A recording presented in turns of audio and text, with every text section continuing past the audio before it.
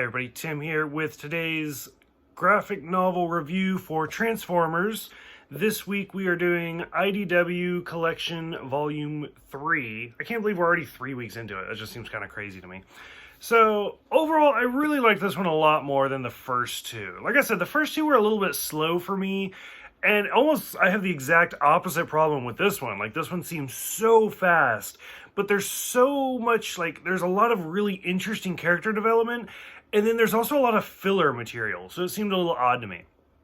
So, this particular volume came out 2011, 346 pages. So, I mean, the good thing is it's a pretty quick read. Like, realistically, if you just sit down and read, you could read this whole thing in like an hour. It's pretty fast. I mean, that's just flying, though. If you really, you gotta kind of sit and pay attention, look at the artwork. The artwork is just gorgeous. So, it starts out with the spotlight of Galvatron, which, for me, when I first started this series, basically all I knew was the original series. Like, I was a big fan of the original series, the G1 cartoon. And so to find out that Galvatron is not Megatron was a big, shock to me. Like, it really kind of threw me off. And, I mean, I'm sure there are people on both sides where you might be watching this and not know that, and you're like, wait, what? They are? Or there's people who are super into Transformers, and you're just like, yeah, no shit.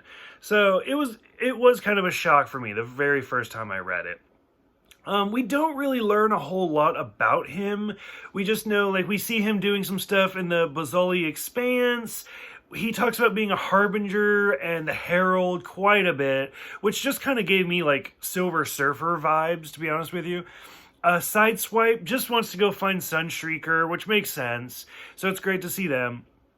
Let's see, Galvatron talks about the old Arc a lot, and so it's kind of implied, is he working for the very first Prime? Because that's what we learned about in Volume 2, was the first Prime had set out with the first Arc. So I'm sure they've got lots of stuff building towards that.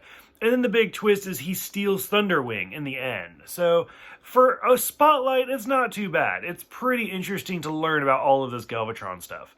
We get the spotlight of Blaster, which I always think of the original series, Blaster blasting at you. And he's he's basically the foil to Soundwave. He's the Autobot version.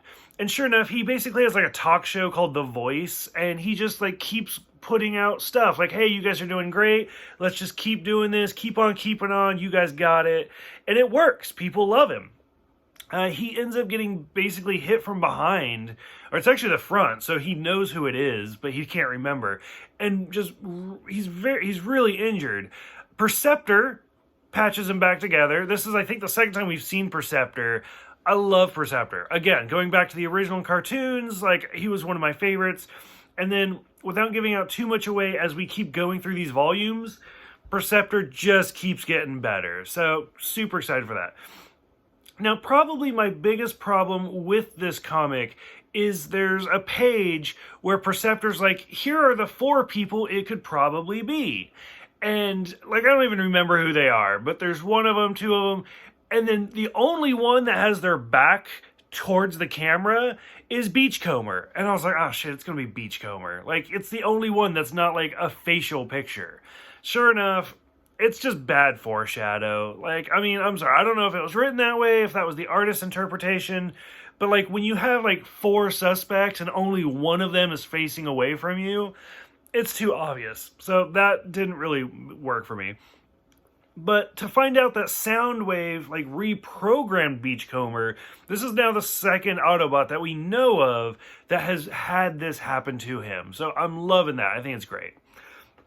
The spotlight of Arcee is amazing. It is so well done. One of my favorite issues, where we find out about Jyaxis, and the thing that kind of caught me off guard was it's not Elita 1, where from my memory, most of the original series, we saw a lot of Elita 1. So for it to be Arcee, I just kind of thought it was a little bit weird. We find out about the Monstructors again, the 6-in-1 Gestalt. So I love how they're just keeping on with the continuity. It's brilliant. It's really, really well done. They name drop Double Dealer. So again, like I said, we just saw what happened to Beachcomber, and to now see going on with Double Dealer. And then, probably my favorite line is where she talks about, this guy, he introduced gender to our species. Like, you're calling me she, and you don't even realize it. So it's really kind of interesting.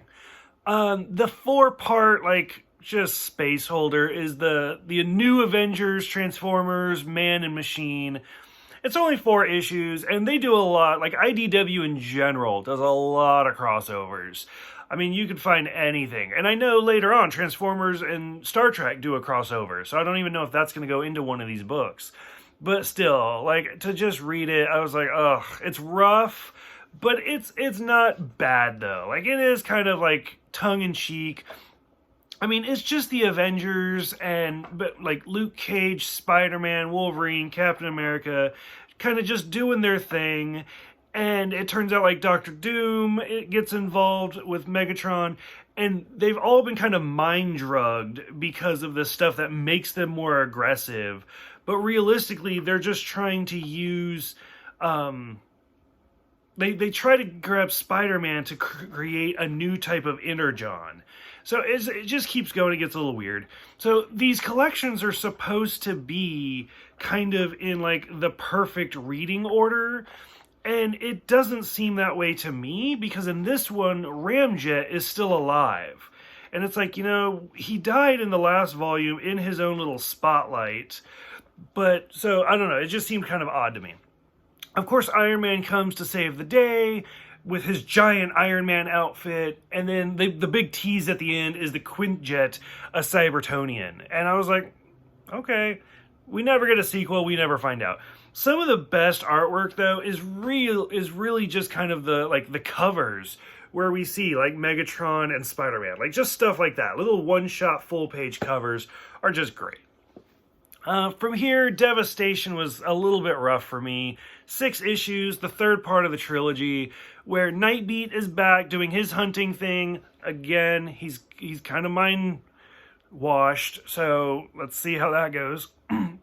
Megatron's with Six-Shot, who we saw in the last volume with his own spotlight. Skywatch has Ravage, and they're like sending him out to go do errands and stuff. I like how Sideswipe is talking to Prime, which is a reference to the Galvatron Spotlight that we just read. So again, they're keeping in that continuity, and it's brilliant. It's really, really well done. Them waking up Starscream is not a surprise. Like, you know they didn't kill Starscream, so to have them do it, it just kind of works.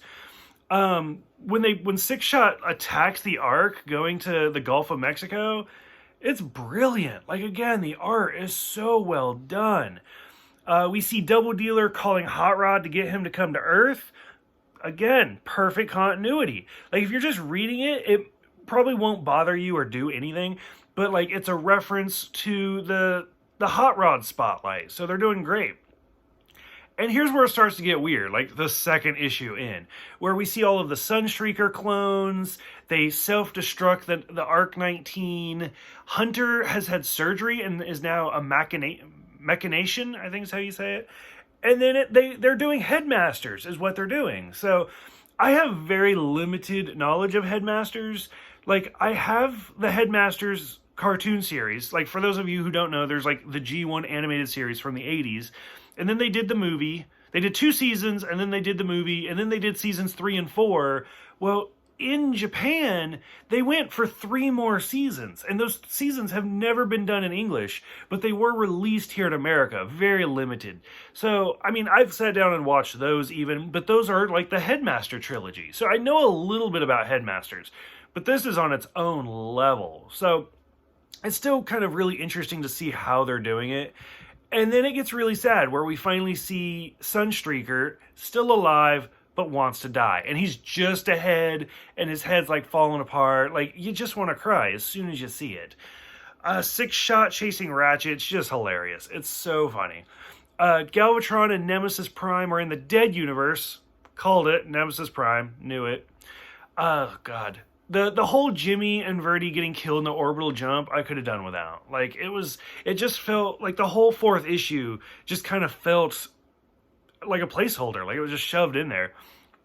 Like, because it's them doing their orbital jump, Hunter, like, trying to figure out how to be a Headmaster, and then as Six-Shot is destroying the Autobots, oh, somebody else is attacking the Decepticons, got to do a recall. Why? What's the point? we find out that the Reapers who come from the 6-shot spotlight are back to like recruit him. Why? Like, it seems so oddly put together. And then, of course, like, Scorponok shows up and Hunter escapes. Like, the first half is so well done. And then the second half, they're just like, how many things can we throw in at you all at the same time? It's just weird. Like, so I'm curious to see where it goes from here, like, what the next major series is. After this, we do get the spotlight of Grimlock. I love Grimlock. Again, I try to hear him from the animated series, but this is like an intelligent Grimlock. And so I can't. And going back to the spotlight of Shockwave, like, this is a direct sequel. Like, his last memory is fighting Shockwave. Scorponok shows up, so it's like, okay, this is clearly after the last issue. And then him doing the orbital jump, hoping he doesn't die. Oh, but he lands in ice. Well, his ship is in ice. So how's he going to get out? I'm really curious to see that storyline. And then my favorite issue of the entire book is the spotlight for Wheelie. Wheelie is one of my favorite characters. Out of seasons 3 and 4, like, Wheelie and Blur are the two that really stand out to me the most. And Wheelie is amazing in this one. Like I said, for the Blur spotlight, he was great to like just try to read it and figure out his like attitude, which I can't wait to see Blur again. I hope we do. But for Wheelie, like, Wheelie's speaking normal, and you're like, this is odd. At least for anybody who's seen the original series, Wheelie always speaks in rhyme. And sure enough, as it keeps going, Wheelie's, like, stuck on this planet for years, ends up meeting a creature who speaks in rhyme, and Wheelie has to speak in rhyme back for it to understand him. And so they end up just going back and forth, so Wheelie's just speaking rhyme now for years. It's adorable. It is the cutest thing ever. Out of this book, Wheelie is probably my favorite issue. So overall, I really like this one. I thought 1 was good. I think 2 did go down just a little bit, but the Spotlight of Cup was brilliant. This one I do think is a little bit better. Even with the Avengers, I do think the third volume is really, really well done. So I'm kind of curious what you guys think about it. Like, if anybody's actually kind of reading along with me, who some of your favorite characters are, who you want to see again. I'm trying to find that Wheelie page real quick. But, and what characters you guys want to see come back. Probably my favorite double panel page comes from the Wheelie one. It's just brilliant. Like, the artwork is great. So let me know what you guys think, and I will see you guys next Friday for Transformers Volume 4.